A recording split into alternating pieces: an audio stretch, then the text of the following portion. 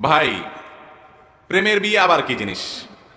শরীয়তে বিয়ের জন্য অভিভাবকদের মাধ্যমে নিজেরা বিভিন্নভাবে যাচাই বাছাই করে ভালো জীবনসঙ্গী নির্বাচন করে বিয়ে শাদী করে ফেলবেন। বিয়ে শাদীর জন্য আগে ট্রায়াল বলতে কিচ্ছু নেই। ট্রায়াল, আগে ট্রায়াল ট্রায়াল দিয়া এরপর বিয়ে শাদীতে গেলেন। এগুলো কখনো আমাদের সংসারকে সুখী করতে হারামে আল্লাহ তাআলা আরাম রাখেন নাই। ভাই, বিয়ের আগে আপনি যারা বিয়ে করবেন চিন্তা করছেন, এর সাথে ইটিস পিটিস করে আকাম কুকাম করে মোবাইলে ফেসবুকে মেসেঞ্জারে এরপরে এর বিয়ে করলেন। অনেকে আবার প্রশ্ন করে যে বিয়ের নিয়তে করলে বোধহয় জায়েজ আছে, কারণ এখন বাটপারি এত বেশি হয়েছে যে বিয়ের নিয়ত নাই, হুদাহুদি মিশামিশি বিয়ের কথা বলে, আসলে বিয়ের কোনো মতলব নাই। তো এই 2 নম্বরের যুগে নিজের সে ফেরেশতা মনে করে যে আমার তো মতলব খারাপ না, আমি তো বিয়েই করার চিন্তা করছি। তো এরকম নিয়তেও কি হবে না, জায়েজ হবে। যারা মনে করেন যে বিয়ের নিয়তে বোধহয় বিয়ের আগে হারাম সম্পর্ক করলে, রিলেশন করলে, এটার নাম দিয়েছে প্রেম। কিসের প্রেম? প্রেম তো হলো বিয়ের পরে স্বামী স্ত্রীর সাথে যেটা হয়, এটার নাম কি? এটা হলো 2 নম্বরই। এটা যদি প্রেম হয় তাহলে 2 নম্বরই কারে বলে? বিয়ের পরের যেটা হয় সেটা হলো 1 নম্বরই। সেটা হলো বিয়ের পরে স্বামী স্ত্রী একে অন্যকে ধোঁকা দেয়, এরকম ঘটনা ঘটে খুব কম। কিন্তু এই প্রেম নামে যেটার নাম দিয়েছেন আপনারা বিয়ের আগে, এইটাতে বেশিরভাগই হয় 2 নম্বরই। ঠিক না ঠিক? শুধু টাইম পাস, বদমাইশি ছাড়া আর কিচ্ছু। এমনকি নিয়ত যদি ভালো হয় তাতেও লাভ নাই, কারণ কোরবানের নিয়তে যদি কারোর গরু চুরি করেন জায়েজ হবে? কি বলেন? কোরবানের নিয়তে গরু চুরি করা যেরকম না জায়েজ, বিয়ের নিয়তে প্রেম করাটাও। কথা কি বুঝাতে পারছি?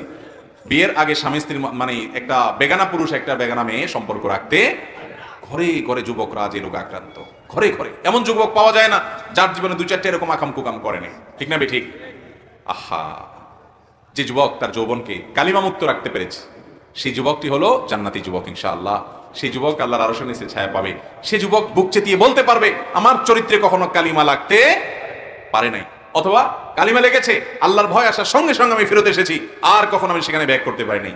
এরকম যুবকের সংখ্যা সমাজে খুবই তলে তলে তলে তলে তলে তলে এই তথাকথিত প্রেমের রোগে আক্রান্ত।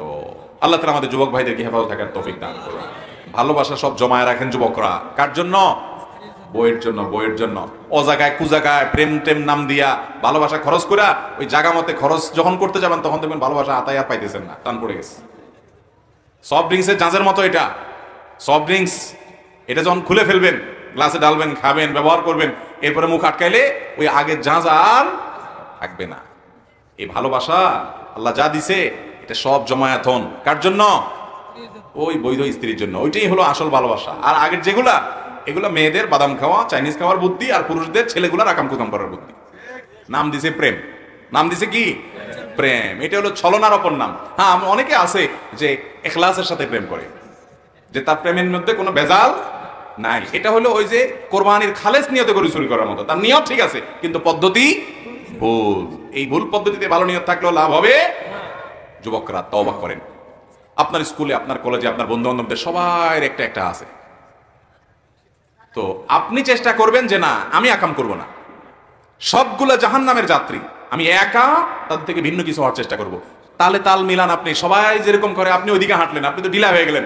আপনার মেরুদণ্ড থাকলে সবাই ভুল পথে গেলেও আপনি একা ভালো পথে থাকবেন, যে আমি খারাপ পথে যাব।